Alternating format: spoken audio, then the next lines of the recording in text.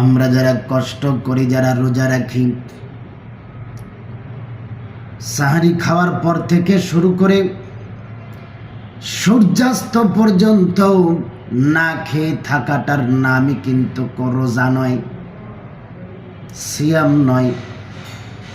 সিয়াম, এই সিয়াম করার দ্বারা আমরা আল্লাহকে খুশি করার চেষ্টা করব। তাহলে সেই সিয়ামটা কি ধরনের হতে হবে? আল্লাহর নবী বলেছেন, যেই ব্যক্তি সিয়াম রাখার পরে মিথ্যা কথা ছাড়তে পারলো না, গালিগালাজ থেকে যে নিজেকে বিরত রাখতে পারলো না, শুধু ঘুষ, অন্যায়, অশ্লীল কার্যকলাপ থেকে যে ব্যক্তি নিজেকে বিরত রাখতে পারলো না, তার সিয়াম নয়, তার সিয়াম আল্লাহর দরবারে কবুল হবে না। অতএব আমরা যেন ভালো একটি সিয়াম যেন করি, আল্লাহকে খুশি করতে।